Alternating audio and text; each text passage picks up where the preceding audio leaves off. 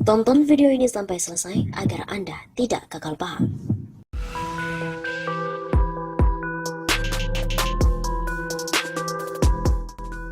Sobat 651 Safa, kembali lagi bersama dengan kami untuk mengulas fakta-fakta perpolitikan dan juga informasi terkini di tanah air. Sudah pantas DPR ini dibubarkan oleh rakyat. Terbetik berita Badan Legislasi DPR di mana mengubah peraturan DPR Nomor 1 Tahun 2020 tentang tata tertib DPR demi memberikan landasan hukum bagi penetapan panitia khusus atau pansus rancangan undang-undang Ibu Kota Negara. Jumlah anggota dan pimpinan pansus RUU Ibu Kota Negara itu menerabas ketentuan yang diatur dalam tata tertib DPR sebelumnya. Tindakan itu dinilai menunjukkan DPR tidak mengikuti asas bernegara yang baik. Dilakukan demi memenuhi ambisi pribadi Presiden Jokowi agar RUU Ibu Kota Negara baru dapat disahkan secepatnya dan IKN baru dapat segera dimulai pembangunannya di masa periode tahun akhir junjungan mereka Presiden Jokowi. Menerabas aturan apalagi dilakukan oleh DPR yang semestinya tahu aturan sangatlah keterlaluan. Mereka merasa sangat berkuasa karena koalisi gemuk seakan mereka bisa berbuat semau-maunya. Mereka DPR ini tidak belajar betapa produk mereka, Undang-Undang Cipta Kerja yang juga dilahirkan dengan cara seenaknya, akhirnya diputuskan sebagai undang-undang yang cacat alias inkonstitusional oleh Mahkamah Konstitusi. Sebelumnya, masyarakat secara bergelombang baik melalui kajian dan juga aksi menolak RUU Cipta Kerja tersebut. Sekarang mereka mau melakukan hal yang sama. Secara kepentingan publik, DPR sudah tidak lagi mewakili kepentingan rakyat. Sudah tidak tepat disebut sebagai lembaga wakil rakyat. Lebih tepat sebagai lembaga kepanjangan tangan kekuasaan eksekutif. Pokoknya apa yang diinginkan oleh rezim yang berkuasa harus segera dilahirkan undang-undangnya oleh DPR. Tidak peduli bagaimanapun caranya. Akan halnya RUU IKN ini tidak ada hal yang mendesak bagi kepentingan rakyat. Kecuali yang mendesak adalah masa jabatan presiden akan berakhir sebentar lagi. Sehingga RUU IKN harus disebut dan juga dikebut-kebut demi legasi Jokowi.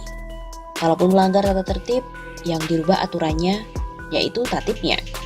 Sebenarnya DPR sudah sangat pantas dibubarkan oleh rakyat, karena bukan lagi memperjuangkan aspirasi kepentingan rakyat.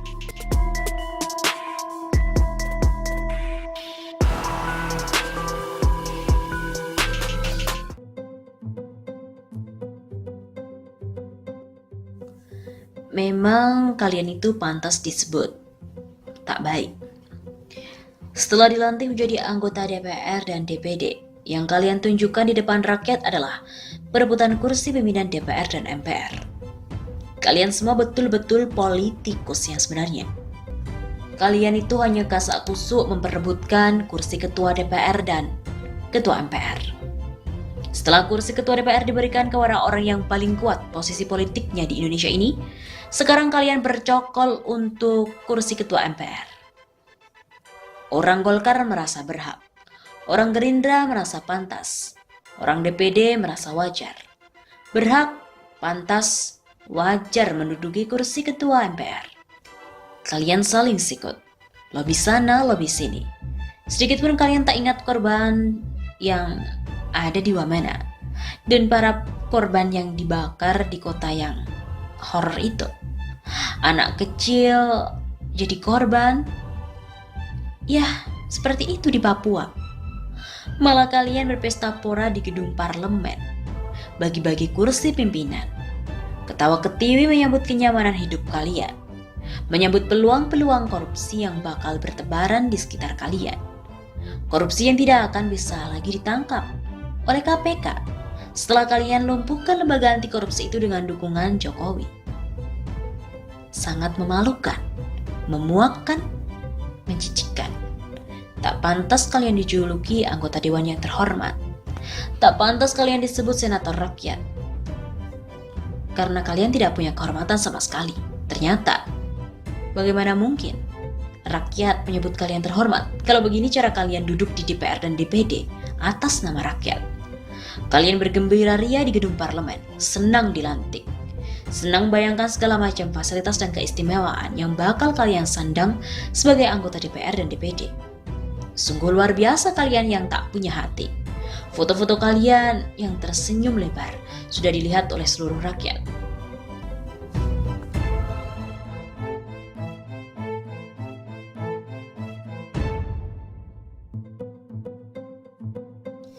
Ini terjadi di negara yang bernama Indonesia. Selama 5 tahun mendatang, yang akan menipu rakyatnya bukan hanya para penguasa eksekutif, bukan hanya para Pinocchio dan induknya Pinocchio. Gerombolan dari penipu rakyat akan bertambah lagi. Tambahannya tidak sedikit, 500-an orang. Dan sudah bagi-bagi jabatan penting dan setengah penting di lingkungan Dewan Penipu Rakyat, yang disingkat DPR. Mohon maaf, singkatan ini sama dengan singkatan untuk Dewan Perwakilan Rakyat di Indonesia yang juga disebut DPR. Ya, kesamaan ini hanya kebetulan saja. Sekali lagi, tulisan ini bercerita tentang DPR di negara Indonesia, tak jauh dari Indonesia. Ketua Dewan Penipu adalah salah satu dari keturunan penipu besar di Indonesia. Para pimpinan lain juga penipu-penipu kawakan. Memang ada beberapa orang penipu pemula, yaitu mereka yang baru terpilih pertama kali. Tapi dalam beberapa bulan saja mereka akan berubah menjadi penipu handal. Akan ada berbagai sesi pembekalan materi penipuan rakyat untuk semua anggota dewan. Indonesia memang dihuni oleh para politisi penipu. Mereka menipu untuk segala hal. Menipu ketika menguraikan janji-janji kampanye pemilihan umum. Menipu dalam mendapatkan suara pemilih dan menipu pula ketika menghitung perolehan suara mereka. Bahkan sesama calon anggota dewan pun lumrah saling menipu. Perlu pula ditegaskan bahwa penipuan adalah profesi yang paling digemari di Indonesia. Semua yang menjadi tugas dan wewenang dari DPR akan dikerjakan dengan cara ataupun melalui proses penipuan. Sebut saja penyusunan anggaran kementerian, ketuk palu untuk undang-undang yang menguntungkan para penipu dari dunia usaha, sampai ke persetujuan proyek-proyek raksasa di seluruh Indonesia, dan termasuk pula penetapan para pejabat penting lembaga negara Indonesia, seperti komisaris, komisioner, direktur utama, dan lain sebagainya. Sebagai lembaga yang berlandaskan atas asas penipuan, DPR Indonesia harus selalu menjaga agar indeks penipuan mereka selalu tinggi. Indeks penipuan itu perlu dipertahankan tetap tinggi supaya mereka itu boleh terus memakai kata penipu di nama lembaganya. Kalau DPR Indonesia gagal mempertahankan indeks penipuan, maka secara otomatis nama lembaga itu akan berubah menjadi Dewan Perwakilan Rakyat karena dianggap tidak lagi menipu rakyat.